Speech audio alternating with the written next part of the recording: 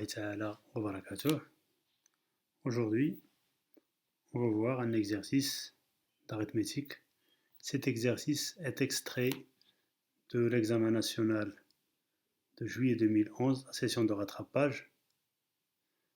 L'objectif est de montrer que 18 est le plus petit des entiers naturels n, tel que 10 à la puissance n est congru à 1 modulo 19.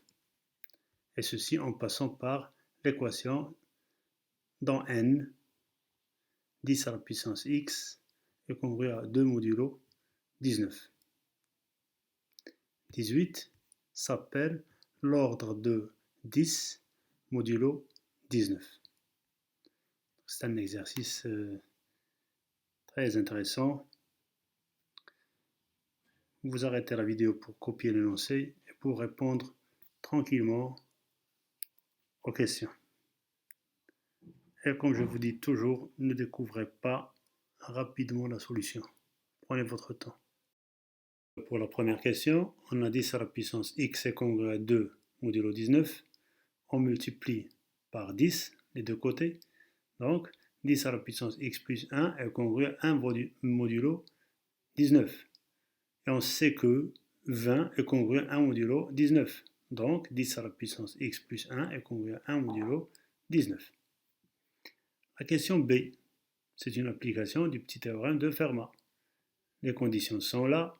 19 est un nombre premier positif. 19 est premier avec 10. Donc, en appliquant le petit théorème de Fermat, 10 à la puissance 19 moins 1 est congru à 1 modulo 19. C'est-à-dire 10 à la puissance 18 est congru à 1 modulo 19. Pour la question 2A, donc on a là une piste piégée. Donc, analysons le raisonnement, le faux raisonnement. On a D et le PGCD de 18 est x plus 1. Alors, il existe un couple d'entiers relatifs U et V tel que D égale à 18U plus x plus 1 V. On a 10 à la puissance 18 est congru à 1 modulo 19, d'après la question B.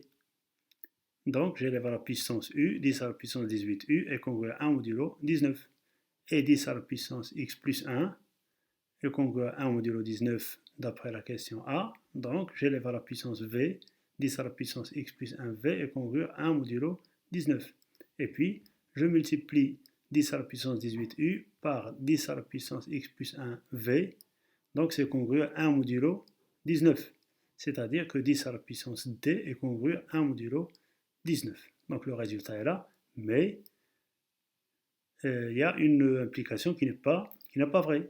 La deuxième ligne, 10 à la puissance 18 est congru à 1 modulo 19. Là, je n'ai pas le droit d'élever à la puissance U, car U il appartient à Z. Je ne suis pas sûr que U est positif.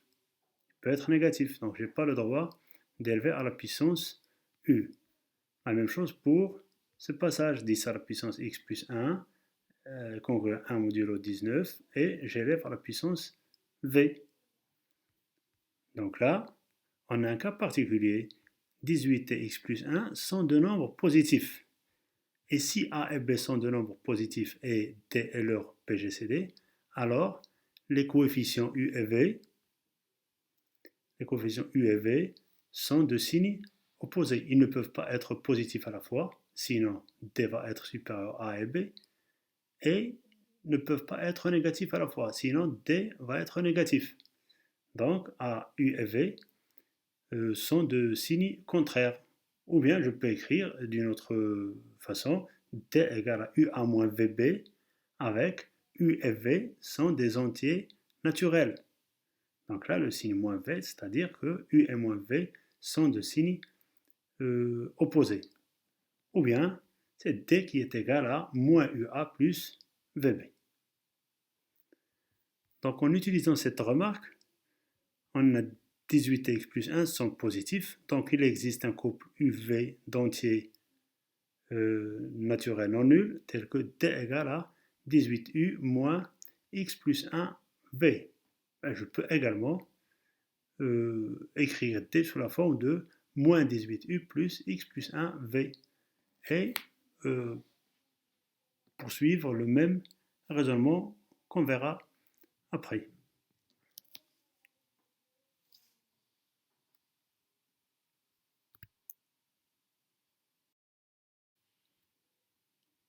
Donc d plus x plus 1v égale à 18u. D'autre part, d'après la question 1b, 10 à la puissance 18 est congru à 1 modulo 19. Là, je peux élever à la puissance u tranquillement car je sais que u est un entier naturel, il est positif. Donc 10 à la puissance 18u est congru à 1 modulo 19.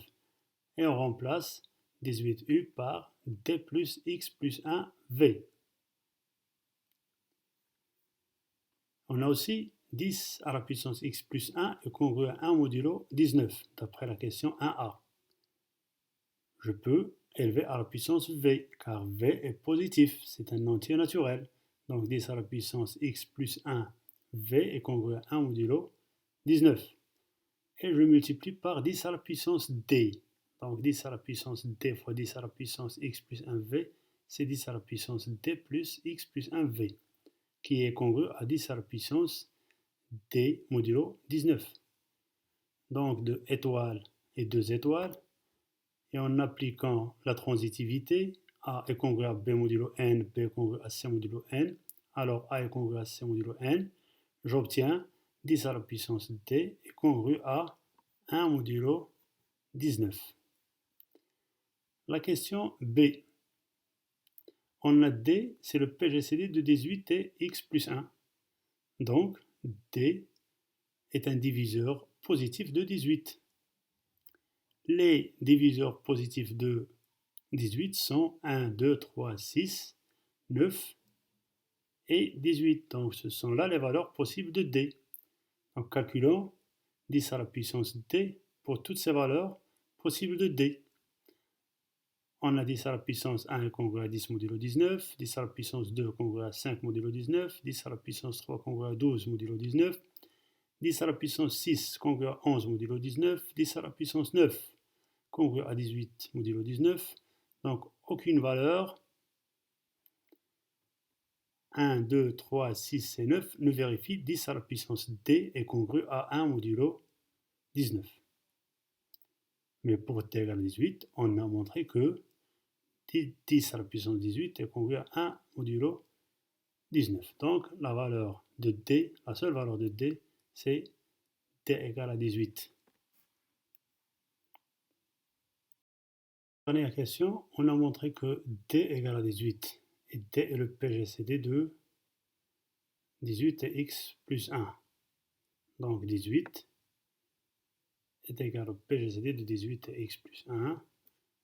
En appliquant cette propriété, le PGCD de A et B est égal à la valeur absolue de B si et seulement si B divise A. Donc, on a 18 divise x plus 1. C'est-à-dire que x plus 1 est congru à 0 modulo 18, d'où x est congru à moins 1 modulo 18, et moins 1 modulo 18 est congru à 17 modulo 18, donc x est congru à 17 modulo 18, et c'est ce qui est demandé, et c'est ce qui achève l'exercice.